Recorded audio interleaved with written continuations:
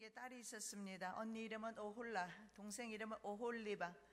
자, 이것은 바로 북이스라엘과 남유다를 가리킵니다. 바로 두 성소를 가리킵니다. 그래서 오홀라는 북이스라엘의 성소입니다. 오홀리바는 남유다의 성소입니다. 남유다의 성소는 하나님께서 허락하신 예루살렘입니다. 북이스라엘의 성소는 단과 베델입니다. 그런데 하나님께서는 남유다의 성소는 나의 성소라고 말합니다. 그리고 북이스라엘의 성소는 그녀의 성소, 너의 성소라 이렇게 말합니다. 사람의 만든 성소다 이런 뜻입니다. 그래서 결론적으로 말씀드리면 두 성소가 하나님이 허락한 성전과 인간이 만든 성전, 결국은 두 개가 다 하나님께 예배하는 일에 실패하는 것을 보게 됩니다. 그러면서 이제 저와 여러분은 바로 하나님의 영적인 오홀리바가 되었으면 좋겠다 하는 말씀으로 오늘 생각해 보기를 원합니다. 자, 오홀라 하는 뜻은 뭐냐면 그녀의 장막이다 이런 뜻입니다. 바로 인간이 만든 성소를 의미합니다. 그 형 이름이 오홀라라 우리가 읽었죠? 23장 4절 말씀. 아우는 오홀리바라.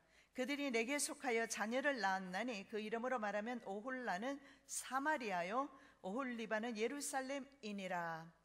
자, 지금 방금 읽은 말씀 보면 음행하였다, 아수르와 애굽과 하였다 이렇게 쭉 나오는데 바로 북이스라엘이 남유다가 성소를 지어놓고 바로 음행을 하였다라고 말하는 것을 보게 됩니다. 자, 북이스라엘에는 하나님이 허락하지 않는 성소를 만듭니다. 그래서 그것을 오홀라라고 합니다. 그래서 오홀라 이름은 뜻은 그녀의 장막. 자, 하나님께서 허락한 성소를 나의 성소다 이렇게 말씀을 하고 있습니다. 그런데 인간이 만든 성소는 너의 성소, 그녀의 성소 오홀라, 하나님의 성소는 오홀리바라 이렇게 말해요. 그래서 두 자매의 이름이 장막과 관계가 있는 것을 보게 됩니다. 원어의 장막은 오헬인데 오헬에서 오홀라와 오홀리바가 나왔어요. 그래서 성소와 연결되어 있는 것을 봅니다. 즉 무슨 말이냐면 사람들은 성소를 자기 마음대로 인간의 마음대로 하나님의 성소를 만들었다는 것을 말하는데 맨 처음에 이런 인간의 성소를 만든 때가 아론의 금송아지입니다. 자, 사람들은 눈에 보이는 하나님을 좋아합니다. 눈에 보이지 아니하는 하나님 믿지를 못하죠. 그래서 맨 처음에 아론이 금송아지를 만들었습니다. 출애굽기 32장 4절 말씀입니다. 아론이 그들의 손에서 금고리를 받아 부어서 조각칼로 새겨 송아지 형상을 만드니 그들이 말하되 이스라엘아 이는 너희를 애굽 땅에서 인도하여 낸 너희의 신이로다. 자, 아론과 이스라엘 백성은 금송아지 우상을 만들고 하나님을 금송아지로 형상화하여 바로 하나님을 금송아지로 만들어버린 겁니다. 그래서 하나님을 형상화하지 말라고 했는데 사람들은 항상 그랬던 것처럼 과거나 지금이나 형상화하고 그리고 그것에 절을 하는 겁니다. 그래서 이 송아지가 바로 너를 애굽 땅에서 인도했던 너의 신이다 이렇게 말을 합니다. 그런데 여로보암이 똑같이 금송아지를 만들었어요. 아까 제가 한 여인에게 두 딸이 있었다 말씀드렸어요. 그래서 이스라엘은 처음부터 같이 출발했음을 보게 됩니다. 그러나 이제 솔로몬 이후에 르호보암 시대에 오면서 북이스라엘은 여로보암에게로 넘어가게 됩니다. 자, 그래서 여로보암이 북이스라엘의 초대 왕이 되죠. 그래서 원래는 한 어머니에서 출발했지만 나중에는 두 자매가 나누어지는 것을 보게 되는데 북쪽이 바로 오홀라, 남쪽이 오홀리바. 그런데 북쪽에서는 분명히 예루살렘 성소를 하나님이 허락하셨지만 북쪽에서는 여로보암이 따로 단과 베델의 성소를 만듭니다. 자, 북이스라엘은 백성들이 남쪽으로 예배하러 가는 것을 막기 위해서 베델과 단에 따로 성소를 만듭니다. 결국은 하나님의 영광을 위한 성소가 아니고 인간의 이기심을 채우기 위해서 만든 성소임을 알 수가 있습니다. 자, 성경에서 이렇게 말씀을 합니다. 열왕기상 12장 27절 29절에 만일 이 백성 예루살렘에 있는 여호와의 성전에 제사를 드리고자 하여 올라가면 이 백성의 마음이 유다 왕 된 그들의 주 르호보암에게로 돌아가서 나를 죽이고 유다의 왕 르호보암에게로 돌아가리로다 하고 이에 계획하고 두 금송아지를 만들고 무리에게 말하기를 너희가 다시는 예루살렘에 올라갈 것이 없도다. 이스라엘아, 이는 너희를 애굽 땅에서 인도하여 올린 너희의 신들이라 하고 나는 베델에 두고 하나는 베델에 두고 다른 하나는 단에 두었습니다. 열왕기상 12장 27절 28절. 자, 이스라엘 사람들은 이렇게 해서 따로 금송아지 우상을 그곳에 만들어 두었어요. 그래서 남쪽에 예루살렘까지 갈 것 없다. 그래서 우상을 만들지요. 자, 사울도 마찬가지입니다. 사울의 우상은 뭐였느냐면 왕권이었습니다. 자, 사울은 예배를 통해서 사람을 결속하고 단합하려는 그런 시도를 했습니다. 자, 기름 부음을 받은 이스라엘의 왕은 하나님의 주권을 선포해야 합니다. 그런데 하나님의 주권보다는 자신의 주권, 자신의 그 왕권, 이것이 더 중요했다는 것을 보게 됩니다.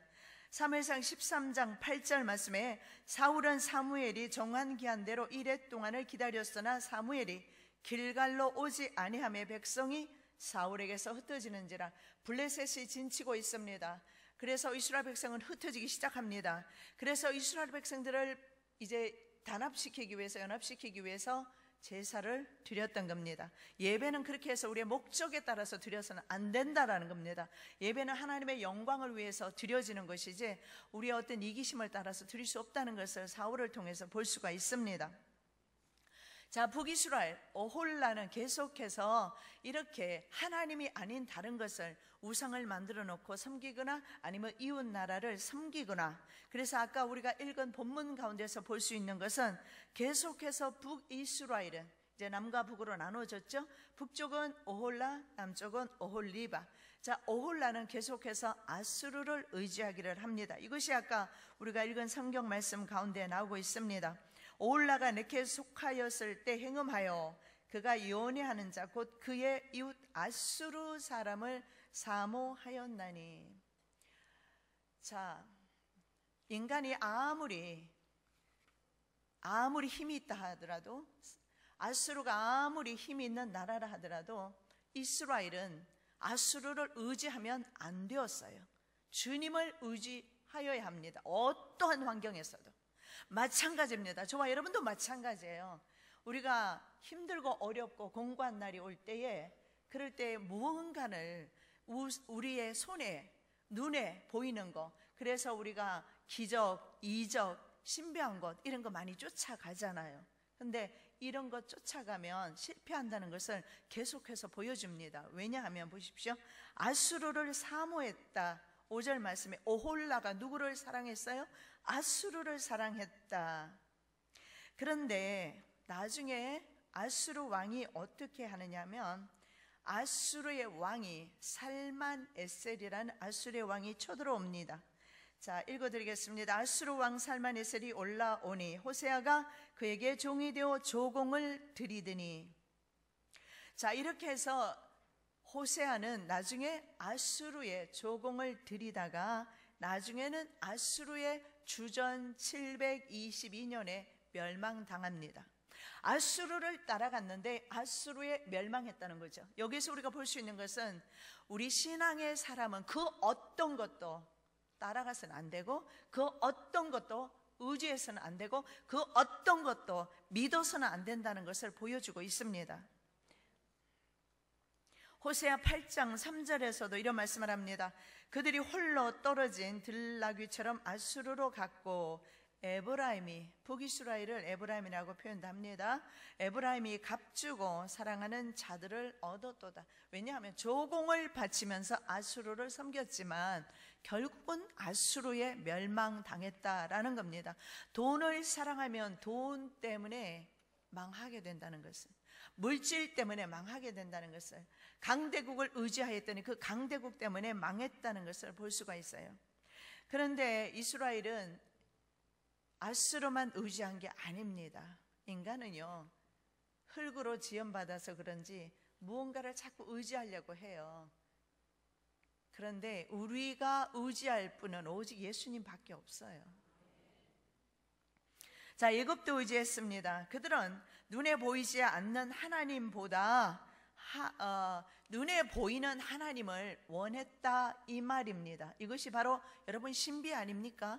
이것이 바로 우리 미래를 좀 더 알고 싶고, 그래서 좀 영적인 사람, 예언한다든가 이런 분들 찾아가는 이유가, 점하는 사람들 찾아가는 이유가 뭡니까? 바로 우리의 미래를 알고 싶어서, 지금 이 환경을 좀 벗어나고 싶어서, 그래서 사람들은 자기 귀에 좋은 것을 드리려 하는 그런 습관들이 있는 것 같습니다. 자, 젊었을 때 이스라엘은 애굽을 의지했고 늙어서는 아수르를 의지했다. 자, 8절에서 이런 말씀을 합니다. 그가 젊었을 때 애굽 사람과 동침하며 그 처녀의 가슴이 어루만져졌으며 그의 몸에 음란을 소돔을 당한 바 되었더니 그가 그때부터 행함을 마지 아니하였느니라. 처음부터 하나님을 의지하지 아니하는 사람은 자꾸 무언가 다른 것을 의지하게 되어 있는 것을 보게 됩니다. 북이스라엘은 처음부터 애굽을 의지하다가 결국은 아수르를 의지합니다. 그리고 아수르에 멸망하는 것을 보게 됩니다. 자, 호세아 7장 11절에서 이런 말씀을 합니다. 에브라임은 어리석은 비둘기같이 지혜가 없어서 애굽을 향하여 부르짖으며 아수르로 가는도다. 여러분, 저와 여러분은 지혜가 있어서 그 세상 어떤 것 의지하지 마시고 주님만을 믿으시기 바랍니다.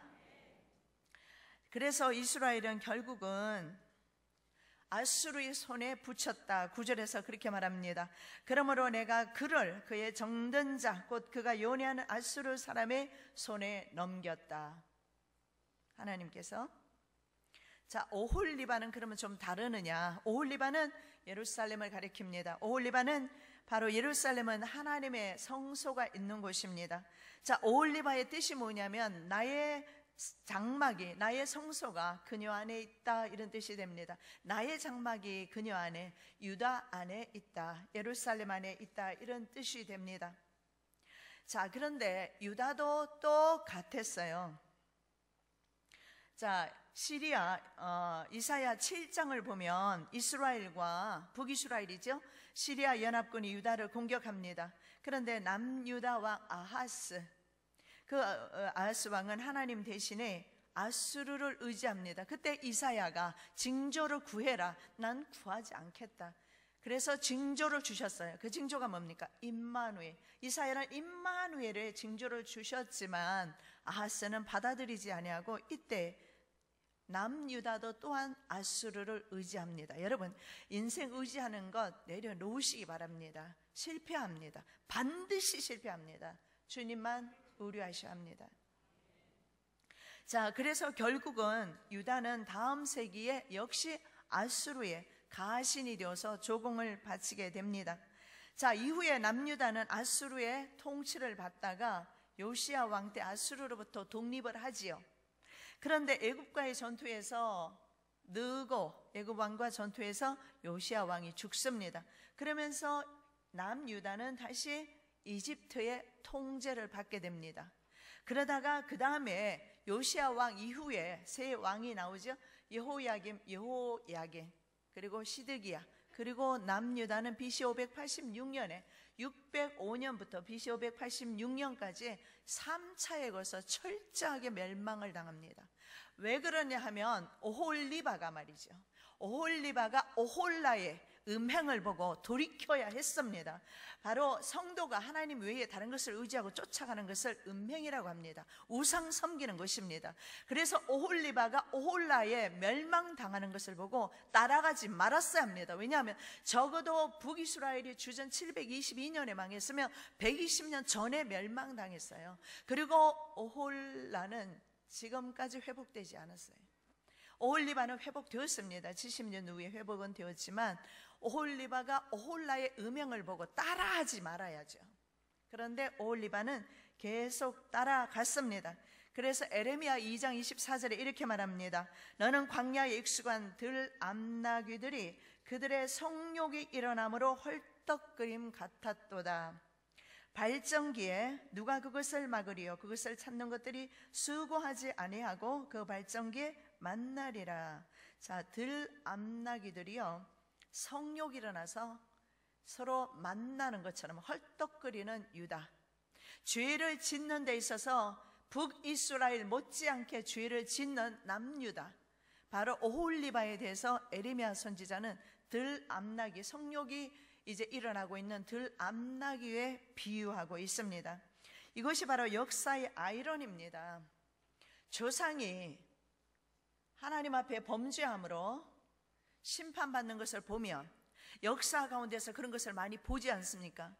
왕들, 역대기 왕들 보면 그 왕이 하나님의 심판을 받는 것을 보면 남유다 왕도 북이스라엘 왕도 사실은 돌이켜야 했습니다. 북이스라엘 왕은 19개 왕조가 계속 바뀌었어요. 어떤 사람은 7일 천하로 끝난 그런 왕조도 있었어요. 남유다 왕조는 계속해서 한 왕조로 갑니다. 그 이유 하나입니다. 그 이유는 뭐냐면 하나님께서 다윗의 등불을 끄지 않겠다고 약속하셨기 때문에 다윗 때문에 남유다는 계속해서 한 왕조가 유지되었지만 남유다도 북이스라엘 못지않는 죄를 지었다라는 거예요. 결국은 오홀라나 오홀리바는 하나님을 섬기는 일에 실패했다는 거예요. 어떻게 보면 우리 인간 성소는 하나님을 섬기는 일에 실패할 수밖에 없다는 것을 보여주고 있는 것입니다. 그래서 11절 말씀에 이렇게 말합니다. 그 아우 오홀리바가 이것을 보고도 그의 형보다 음욕을 더하며 그의 형의 간음함보다 그 간음이 더 심함으로 그의 형보다 더 부패하여졌느니라. 여러분, 상대적으로 남유다는 굉장히 척박합니다. 돌아보니까 남유다는 산지로 되어 있어요. 특히 유대 광야를 가봤는데 풀이 없어요. 다윗이 숨어 다녔다는 그런 동굴을 봤는데 나무가 없어요. 그렇게 척박해요. 하늘에서 비가 내리지 아니하면 물을 구할 수가 없어요. 그런 남유다.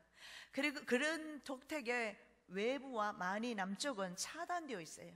북이스라엘은요, 상공업이 발달되었습니다. 북이스라엘은 그래서 잘 살았습니다. 그걸 잘 살은 덕분에 이들은 빨리 망했어요. 문화가 발달된 독택의 북이스라엘은 죄를 더 지었던 겁니다. 어쩌면 오늘날과도 같이 우리가 잘 먹고 잘 살고 자본주의, 자유주의 시대에서 우리는 죄를 더 짓고 있는 것입니다.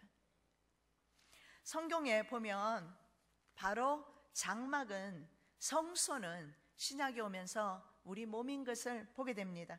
물론 구약시대 때는 성소가 있었어요. 예루살렘 성소가 있었고 대제사장이 7월 14일 대제사일에 7월 14일에 대속죄일에 짐승을 잡아서 각을 떠서 그리고 태워서 하나님 앞에 올려드릴 때 하나님께서 태우는 연기를 맡으시고 이스라엘의 죄를 용서하셨어요. 그래서 당시에 이스라엘은, 유다는 반드시 제사를 통해서 하나님께 연락되었습니다. 그러나 신약이 오면서 예수님께서 십자가에 달리시면서 십자가에 달리신 이후에 성소의 휘장이, 지성소와 성소를 구분하던 휘장이 찢어졌어요. 그러면서 그때부터 우리는 이제는 누구든지 아무나 성소에 들어갈 수가 있게 되었습니다. 동시에 사도 바울은 우리의 몸이 바로 성소라고 그렇게 말씀을 하고 있습니다.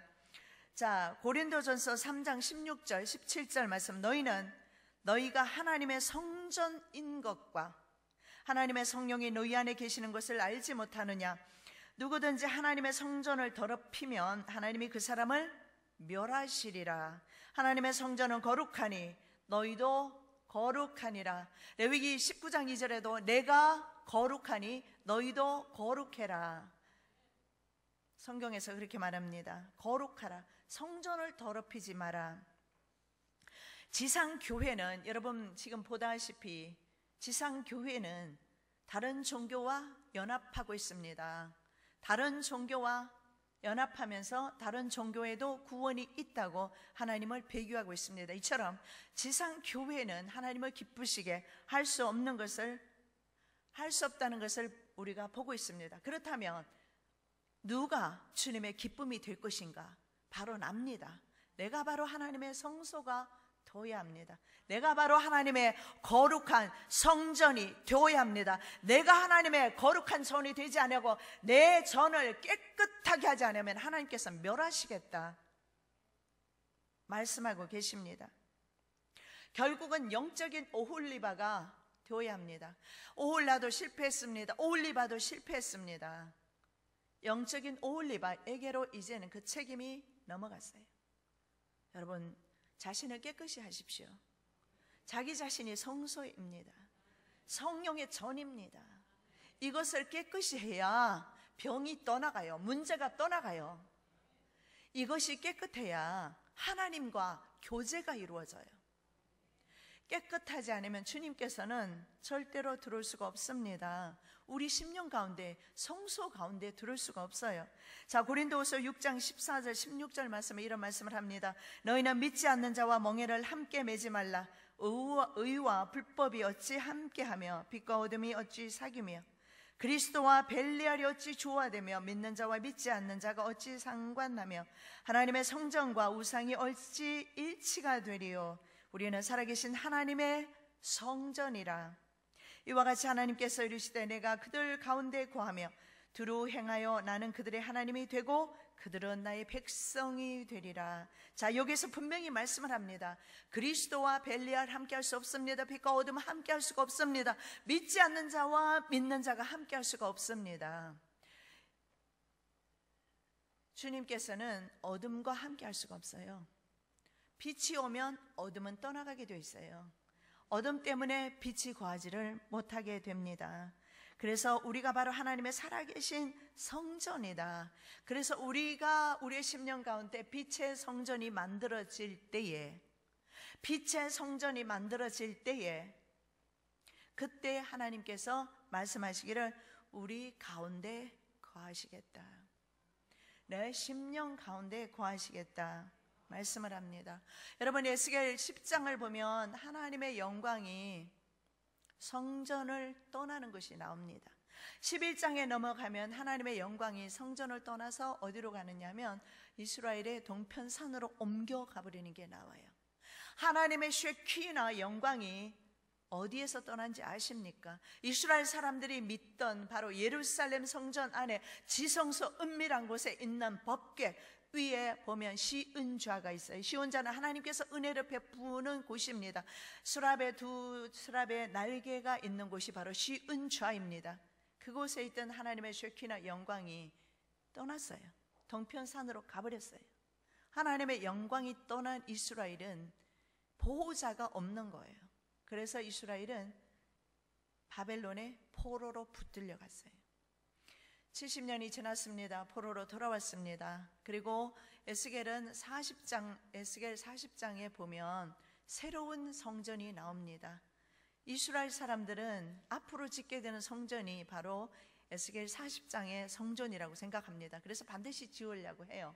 그러나 대부분의 사람들이 이것은 천년왕국 성전이라 이렇게 봅니다. 그런데 40장부터 천년왕국 성전의 부지가 나오면서 그 부지를 청량하는 것이 나와요. 청량합니다. 청량해요. 이제 마지막 때 성전 뜰부터 먼저 청량한다고 계시록에 나와 있어요. 교회가 먼저 하나님의 심판을 받게 된다고 말씀을 하고 있어요. 그래서 성전을 청량합니다. 청량한 후에 에스겔 43장 보니까 하나님의 영광이 다시 이스라엘 예루살렘 성전으로 돌아왔습니다. 여러분, 우리가 바로 성소입니다. 우리가 바로 하나님의 오홀리바, 우리가 바로 하나님의 오홀리바입니다. 하나님의 영광이 내 속에, 하나님의 영광이 내 안에 거해야 합니다. 그래야지 우리가 삽니다. 그래야지 우리에게 생명이 있습니다. 그 생명 가지고 우리가 천국까지 가는 겁니다. 그래서 이 돌아온 하나님의 영광은 바로 청소되어지고 새롭게 지은 새 성전에, 새롭게 청량된 그 성전에 하나님의 영광이 돌아왔던 것을 기억하시기 바랍니다. 그래서 우리는 이스라엘이 그랬던 것처럼, 남유다가 그랬던 것처럼 지속적으로 우상을 만들어 놓고 그 우상을 섬겼고 그 우상을 따라갔던 것처럼 우리에게도 나름대로 수많은 우상들이 있습니다. 얼마나 많은 우상들이 있습니까? 물질에 대한 욕심이 있지요, 자녀에 대한 욕심이 있지요. 얼마나 많은 헤아릴 수 없는 수많은 우상들이 내 속에 있는 것을 여러분 인정하십시오. 인정하시고 이제는 이런 것을 깨끗이 청소하고 청결하게 하고 하나님의 거룩한 성전 오홀리바로 만드시기를 예수님의 이름으로 축복합니다. 기도드리겠습니다.